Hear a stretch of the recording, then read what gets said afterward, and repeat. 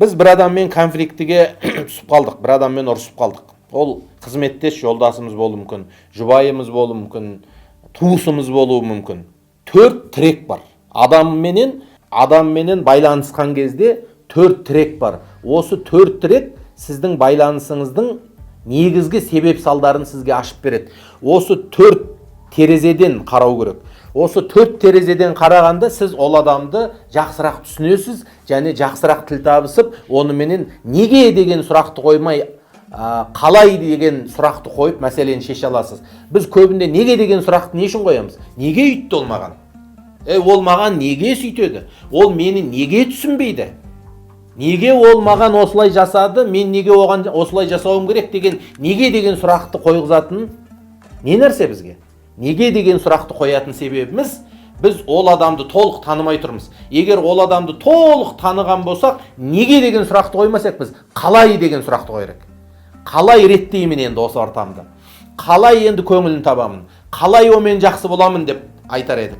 Біз қалай деген сұрақты қоймай, неге деген сұрақты қоятынымыз, біз оны жақсы танымай тұрмыз.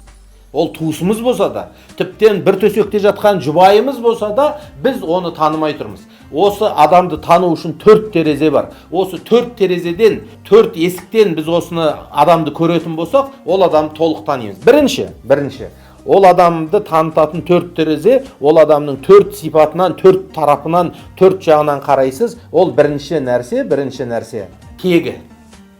О менен ортадағы конфликті тегінен болып тұруы мүмкін. Тегі тартпай тұрған болуы мүмкін. Тексіздігінен сондай қылыққа барып тұруы мүмкін. Тексіздігінен сенің қадіріңді білмей тұруы мүмкін. Тексіздігінен ортадағы сыйластықтың қадірін білмей, ортадағы сыйластықтың тамыры үзіліп тұрған болуы мүмкін. Қазақта қара өлең бар. Жаманға жазатайым ісің түссе дейді, жабысып қалады екен аспан жерге дейді. Бір кейде білмейсің оның жаман адам екенін, тексіз адам екенін білмейсің. Бір жазатайым ісің түсіп қалған кезде, Құдай кісідегінің кілт аспанда деп, Құдай ісімді осыған түсірмесін деп безіп жоғаласың. Міне, тексіздіктің, тамырсыздықтың, қасиетсіздіктің бір белгісі. Кейде мүмкін ол бір әкесінің ұзақ ішкен арағынан, немесе шешесінің бір қандайда батасыз жолда жүргендігінен, бір балада бір тексіздік, жұқсыздық, бір қасиетсіздік пайда болып қалуы мүмкін. Міне осы қарым-қатынас тұрғысында ортадағы кикілжің, бір-біріңнің қадіріңді білмейтін бір сыйластықтың жоғалуы соның тексіздігінен болуы мүмкін. Осы кезде егер сен оның тегін білсең, сен оның түбіне қарасаң, тамырына қарасаң, сен түсінесің ары қарай себепті басқа жақтан іздейсің, немесе ортаны дұрыстайтын жолды басқа жақтан іздейсің. Ал көпке кесірі тиген адамды, көптің қарғысына қалған адамды көбінде тексіз дейді. Қой құрсын ол тексіз деп сондай сөз айтылады. Ал енді екінші бір адамменен кикілжің болған кездегі оның бір себебі оның білімсіздігінде болуы мүмкін. Біз ойлауымыз мүмкін, бұл қалай бұл түсінбейді деп. Ал ол шын мағынасында білімсіз надан адам болуы мүмкін да. Білмеуі мүмкін. Нені білмеуі мүмкін? Әйел болып күйеуінің алдында ақысын білмеуі мүмкін. Қақысын білмеуі мүмкін. Күйеуінің қақысын жасап, соған бағыну, соның қызметін жасау сияқты ізгі қасиеттерді ол оқымаған, еш жерден естімеген болуы мүмкін.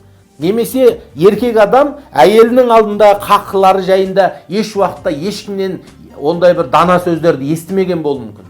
Кәдімгідей бірінші рет айтсаң, солай ма, мен бірінші рет естіп тұрмын деген болуы мүмкін. Білім деген тек қана мектеп бітіріп, әріп танып, университет бітіріп диплом алу емес қой. Білімнің ең үлкені адамдармен қарым-қатынаста тіл табыса білу. Адамдарға сондай бір жүрегіне рахат сыйлап, сенім ұялатып, өзіңе біреулердің жауапкершілік жүктеп, аманат арқалата алатындай адам болуың керек. Үшінші терезе оның тәрбиесіздігі болуы мүмкін. Расында кейбір адам білімді, керемет дүниенің ақпаратын игерген бір энциклопедиялық білімі болуы мүмкін. Тегі де мықты болуы мүмкін. Ой, бәленшенің жиені ғой, түгеншенің немересі ғой деп айтатындай тегі де айтулы болуы мүмкін. Өзі білімді болуы мүмкін. Бірақ тәрбиесіздігінен берекесі қашып жүретін адам болуы мүмкін. Тәрбие көрмеген. Не дұрыстап шешенің тәрбиесін, не дұрыстап әкенің тәрбиесін, не дұрыстап ағаға іні болмаған, ініге аға болмаған. Міне осы тәрбиесіздігінен ол адам конфликтіге түсіп қалады. Тәкаппарлыққа ұрынып қалады. Білімді болып тұрып, текті болып тұрып мұрнын шиыруы мүмкін, тәкаппар болуы мүмкін. Бір ісің түскен кезде жомарттық көрсете алмауы мүмкін, бірдеңесін бөліп бере алмауы мүмкін, қарызыңды кешірмей қоюы мүмкін. Тәрбиесіздік себепті сені менен конфликтіге түсіп жатуы мүмкін. Осы нәрсенің астын сызып біз аңғаруымыз керек. Ал енді төртінші нәрсе бар, ақылсыз ақымақ болуы мүмкін. Бұл төртінші терезе, адамды тануымыз үшін. Неге онымен ортада конфликті болып жатыр дегенде, мына бейшараның ақылы жетпей жатыр ғой. Ақылды болса сөйтер ме еді? Ақымақ бейшара-ай. Ертең ұрынасың ғой, ертең басың тасқа тиген кезде бірақ білесің ғой, қабат деген-ай деп ойланасың. Сол кезде түсінесің, сол кезде жүрегіңдегі реніш, әбидаңды одан талап етіп тұрған, мынау неге түсінбейді деген сұрақты қоймас еді. Сонда бір адаммен конфликті кикілжің болған кезде, ол жұбайымыз болсын, ол туысымыз болсын, ол досымыз болсын, төрт қасиетінен сіз оны анық танисыз. Неге ол сізбен конфликтіде қайтпай тұр? Неге ол тіл табысқысы келмей отыр? Неге ол сыйласпай жатыр? Неге ол сізбен жақсы болып жарасып, ары қарай араласпай жатыр? Бірінші себеп оның тегі тартпай жатуы мүмкін.